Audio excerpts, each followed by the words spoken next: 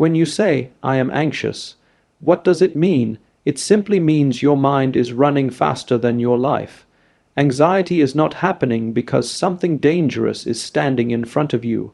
Anxiety is happening because what you fear might happen tomorrow is playing on the screen of your mind today. So essentially, you are suffering something that does not exist. You are suffering a memory that has already passed, or an imagination that has not yet come. This is the nature of anxiety. Now, people keep asking, how do I overcome it? Let's understand this. You cannot fight with your shadow. The harder you fight, the larger it will become. Anxiety is exactly like that. The more you struggle not to be anxious, the more anxious you become. There is only one thing you must do: bring yourself to this moment. If you know how to be fully here, anxiety cannot touch you. Let me tell you a small story. A man was once walking through a forest, worried, trembling with fear, because he thought a tiger might attack him. He walked the entire forest in panic. When he reached the end, someone asked him, "What happened? Why are you sweating so much?" He said, "I was afraid of the tiger." They replied, "But there was no tiger." This is exactly how most human beings are living, always running away from a tiger that doesn't exist. So the one thing you must do to overcome anxiety is this: establish yourself in the present moment. Not tomorrow, not yesterday, just here now. How? Right now, just sit and notice your breath. It is happening in this moment, not yesterday, not tomorrow. Place your attention on something real: your breath, the sensation in your body, the sound around you. In that simple act, the storm of anxiety subsides. Remember this: life is not happening in your thoughts. Life is happening here. If you miss this, you miss everything. But if you learn to be present, anxiety will not be your master. It will become just a passing cloud in the vastness of your sky. So, don't try to suppress your anxiety. Don't try to fight it. Just anchor yourself into the present moment. That one thing is enough. When you say you are anxious, if you look closely, nothing is happening to you right now. You are sitting or standing in a certain place. Your breath is moving in and out. The world around you is carrying on as it always does. But in your mind, there is a movie playing. Sometimes the movie is about something that has already happened, and sometimes it is about something that has not yet happened. Anxiety means you are suffering either what is dead or what is unborn. Memory and imagination are wonderful human faculties. Without memory, you would not even know who you are. Without imagination, you could not create anything new. But these same faculties, when used compulsively, become the very source of human suffering. What you call anxiety is nothing but your memory and imagination turning against you. Suppose you were bitten by a dog 10 years ago. The event lasted only a few minutes, but in your mind you can replay it again and again. Every time you see a dog, your memory rises up, and your body responds as if the dog is biting you now. The past event is finished, yet your memory keeps reviving the pain. This is one way anxiety is born, by carrying the dead past and making it alive every day. In the same way, imagination can become a torture chamber. You sit alone in your room, and suddenly your mind projects all kinds of futures. What if I fail? What if I fall sick? What if people leave me? What if something terrible happens? Nothing has happened, but your body is already sweating, your heartbeat is racing, your stomach is tightening. You are suffering that which has not even come.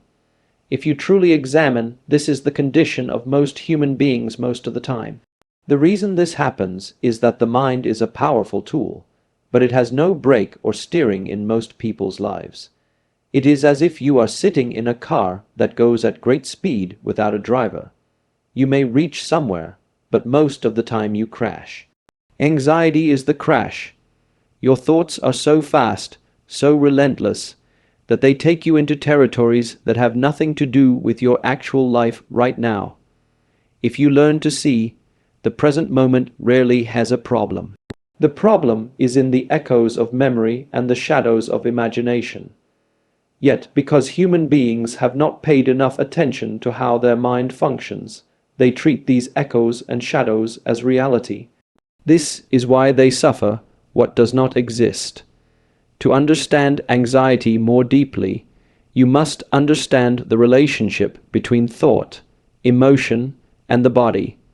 The thought is like a spark. The emotion is the fire it creates. The body is the house that burns. You think of something painful from your past or something fearful from your future. That thought produces an emotion, fear, worry, dread. The body then reacts with chemical changes, producing physical discomfort. In this way, the non-existence of memory and imagination becomes very real to your system. Anxiety feels real in the body because the body cannot distinguish between what is actually happening and what you are imagining. If you imagine being chased by a tiger, the body pumps adrenaline as though a tiger is really chasing you. The body is innocent. The mind is the culprit. Why do human beings suffer in this way? Because they have not realized that memory and imagination are tools, not masters. If you pick up a hammer, you can build a house, or you can hurt yourself with it. The hammer itself is not at fault. In the same way, your mind is an extraordinary instrument. With memory you can learn, with imagination you can create. But when you hold these instruments without clarity, they turn against you. Anxiety is nothing but the misuse of your own faculties. You suffer because you do not know how to hold them. Think of a child. A child does not carry the weight of memory or the projections of imagination in the same way adults do.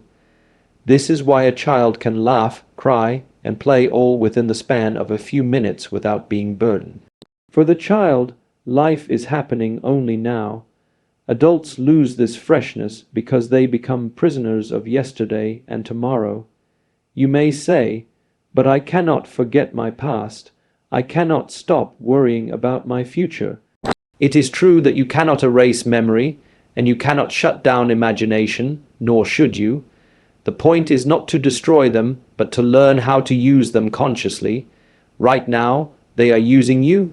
Imagine if you could carry memory like a useful notebook. You open it when you need it, and you close it when you don't. Imagine if you could use imagination like a brush. You paint the future you want, rather than being painted over by fearful possibilities. Then there would be no anxiety. There would be memory when it is needed, imagination when it is useful, and presence at all times. But for most people, the notebook is open all the time, the brush is painting all kinds of horror stories, and the present moment is completely missed. This is why they live in anxiety. When you begin to recognize this clearly, anxiety itself starts to lose its grip. You see that you are not suffering life. You are suffering the distortions of memory and imagination. What has happened is no longer here. What may happen is not here yet. What is here is simply this moment. But because the mind is powerful, the unreal becomes real in your experience. This is the tragedy of human beings. They can suffer what is not. But if you learn to hold the mind properly, this tragedy can turn into a blessing. Because the same ability to imagine also means you can create beauty, joy, and possibility that has not yet happened. The same ability to remember also means you can carry wisdom and learning from the past without suffering it. It is the same instrument, only the way you use it decides whether it is a curse or a gift. Do you want me to also expand *** keynote no? 2 ** into a 900-word piece in the same style. When anxiety arises, the first instinct of most people is to push it away, to fight with it, to tell themselves, "I should not be anxious." But the more you try to resist it, the stronger it becomes. This is the nature of the human mind. Whatever you fight, you feed. If you say, "I don't want to think of fear," you are already thinking of fear. If you say, "I will not be anxious," your attention is locked on anxiety. By giving it energy in the form of resistance, you make it grow larger. This is why people spend years struggling, yet anxiety follows them like a shadow. It cannot be overcome by opposition, because it is not an enemy outside. It is simply a misalignment within. When you try to battle anxiety directly, you are essentially fighting with your own thoughts. A thought has no substance of its own. But when you wrestle with it, you give it weight. Think of it like wrestling with smoke. The harder you try, the more it surrounds you. The only way is not to fight with smoke, but to open a window and let fresh air in. In the same way, you cannot banish anxiety by struggling. You can only dissolve it by shifting your attention to what is real in this moment. Why is presence the answer? Because anxiety lives only in time. It is either about the past or about the future. In the raw immediacy of the present, anxiety cannot survive. For example, if right now you take a conscious breath and simply feel the air moving in and out, anxiety will vanish for that instant. In that moment, you are not clinging to memory or projecting into the future. You are simply here. Anxiety needs the soil of what was or what might be to grow. If you cut off that soil and stand in the now, it withers naturally. Most people think overcoming anxiety means suppressing thoughts or controlling the mind. But control itself is a form of tension. It is like holding a ball underwater.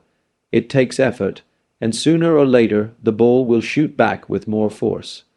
Presence is not suppression. Presence is recognition of what is truly happening right now. If you observe carefully, you will see that right now life is just breathe moving, sensations happening, sights, sounds, and simple existence. None of these are anxious. The anxiety is only in the interpretations, in the mental commentary, not in life itself. A person walking on the street may suddenly think, "What if I lose my job tomorrow?" Immediately their chest tightens, and they call this anxiety. But tomorrow has not come.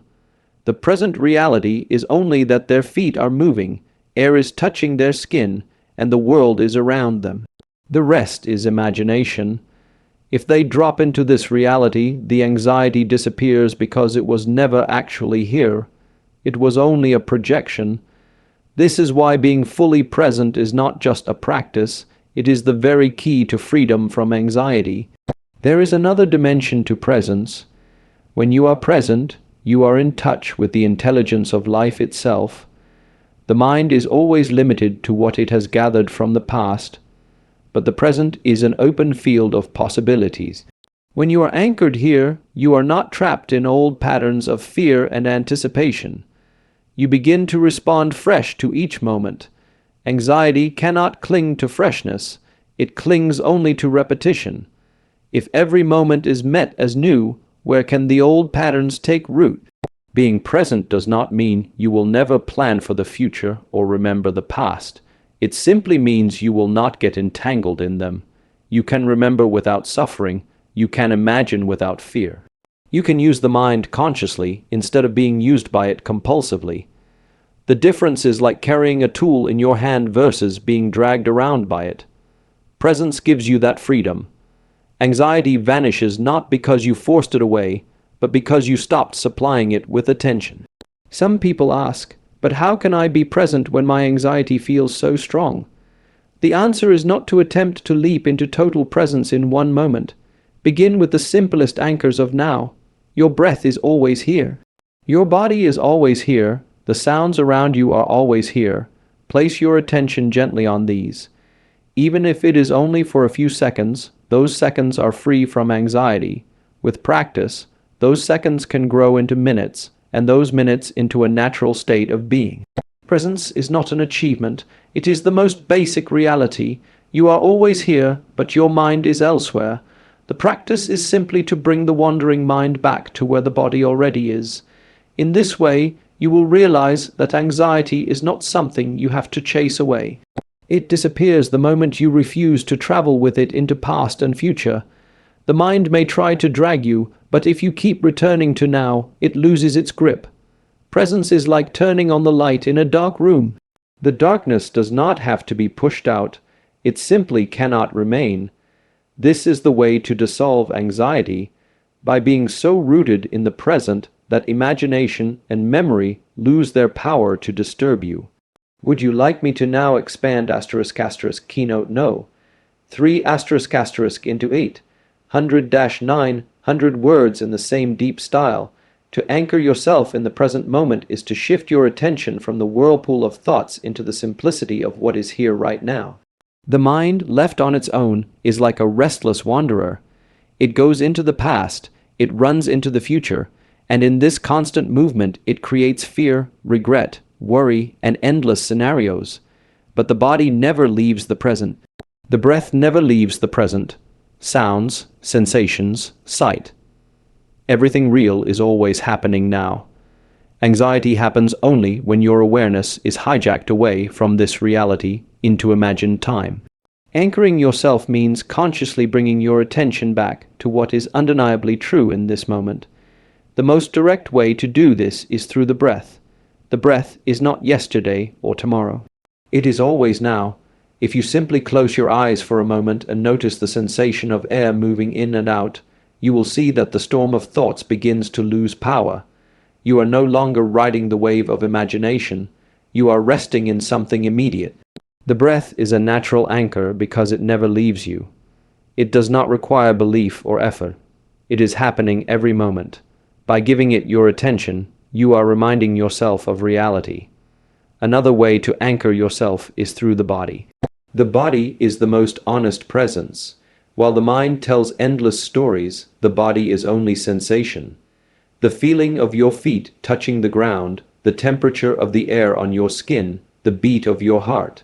These are not imagined, they are actual. If you bring your awareness into these sensations, the pull of anxiety weakens. The mind cannot drag you into imagined futures when your attention is resting on the solidity of the present body. This is why practices like yoga or simple mindful movement are so powerful. They tether the wandering mind to the grounded reality of the body. Sound is also a doorway to the present. Right now, there are sounds happening around you. Perhaps the hum of a fan, the distant noise of traffic, or the song of a bird. Usually, you do not notice them because the mind is busy elsewhere. But if you pause and simply listen, you will find yourself anchored in the present. Sound happens only now. It does not belong to your memory, and it cannot be predicted. It is a live stream of reality. Listening attentively without judgment can bring you back immediately from the grip of anxious thought. Anchoring in the present does not mean you deny the mind. The mind will still throw up images of the past and projections of the future. But the difference is that you no longer follow them automatically. You notice them as they arise, and instead of climbing into them, you return to your anchor, your breath, your body, your senses. Over time, this practice creates a gap between awareness and thought. In that gap, you discover that you are not the anxiety. You are simply the witness in whose presence these thoughts appear and disappear.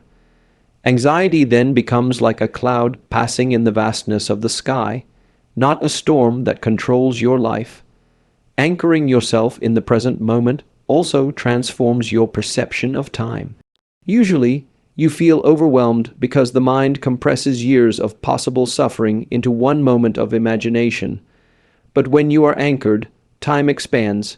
You realize that right now, you only ever live one breath at a time, one heartbeat at a time, one step at a time. The burden of the whole future disappears. Life reduces itself to something simple and manageable. This one moment, and this moment is never unbearable.